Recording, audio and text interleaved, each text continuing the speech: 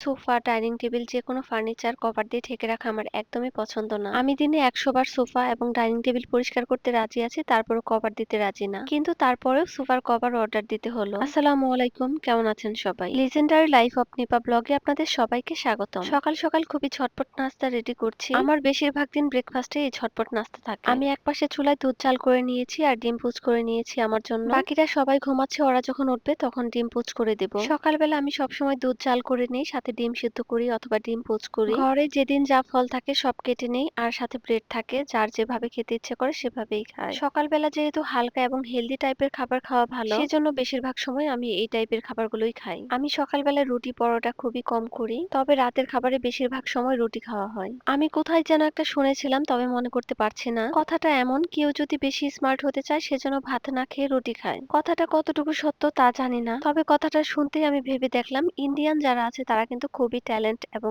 Smart হয়। আর ইন্ডিয়ানদের প্রধান খাবার হচ্ছে রুটি। বেশিরভাগ ইন্ডিয়ানরাই ২ বেলা রুটি খায়। এটা জানার পর থেকে আমার মাথার মধ্যে শুধু ঘুরঘুর করছে আমিও আমার বাচ্চাদের ২ বেলা রুটি খাওয়াবো। তো যাই হোক, আপনারাও যদি বেশি স্মার্ট হতে চান ভাত ছেড়ে রুটি খাবেন। রুটি খাওয়ার অভ্যাস করতে পারলে আরেকটা সুবিধা হবে, রান্না বান্নার ঝামেলা কমে যাবে। ভাতের সাথে যেমন ২-৩টা আইটেম লাগে, রুটির সাথে কিন্তু একটা আইটেম হলেই যথেষ্ট। আমি ভেবেছি সপ্তাহে যে কয়দিন ভাত খাবো সেই কয়দিন মাছের আইটেম করব, আর যে কয়দিন সবজি, ডিম অথবা মাংস খেতে চাই সে কয়দিন রুটি খাবো। মাছের সাথে যেহেতু রুটি ভালো লাগবে না, ভাবছি এইভাবে রুটিন করে নিয়মটা স্টার্ট করে দেব। তবে একটা জিনিস মাথায় রাখতে হবে, রুটি খেলে অবশ্যই লাল আটার রুটি খাওয়ার চেষ্টা করবেন। আমি যেদিন থেকে নিয়মটা ফলো করা শুরু করব অবশ্যই আপনাদের সাথে শেয়ার করব। আমি সবসময় চেষ্টা করি যখন যেটা ব্যবহার করি সেটা সাথে সাথে ধুয়ে ফেলতে এবং জায়গার জিনিস জায়গায় রাখতে। এতে করে ঘরটা কিন্তু সবসময় গোছানো থাকে। এখন শুধু আমি আমার জন্য নাস্তা রেডি করছি। সকালবেলা নাস্তা রেডি করার পর আমার অনেক অনেক কাজ থাকে, সেজন্য একটু আর্লি নাস্তা করে ফেলি। সকালের নাস্তা আমি যত তাড়াতাড়ি করতে পারি আমার সারাদিনের কাজ ততই দ্রুত হয়ে যায়। নাস্তা করার পর দুপুরে কি কি রান্না হবে সেগুলো সবকিছু গুছিয়ে ফেলি। তারপর বসে যাই আমার পেজের এবং চ্যানেলের জন্য সারাদিনের ভিডিও শিডিউল করতে।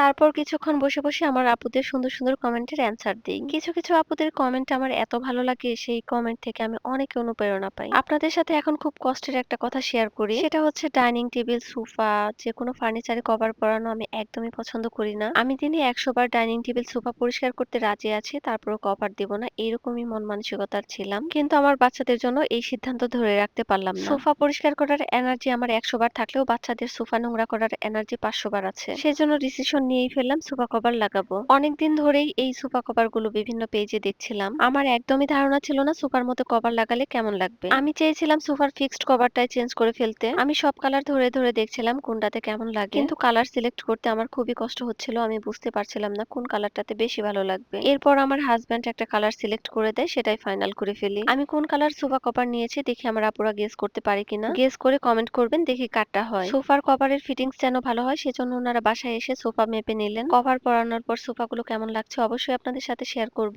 এরপর আমার বাসায় ১ কার্টন ভর্তি পার্সেল চলে আসে। সবগুলোই ছিল হোম ডেকোর আইটেম। ঘর সাজানোর সুন্দর সুন্দর জিনিসগুলো আপনাদের সাথে পরের কোনো ভিডিওতে শেয়ার করব। সে পর্যন্ত সবাই ভালো থাকবেন, সুস্থ থাকবেন। আল্লাহ হাফেজ।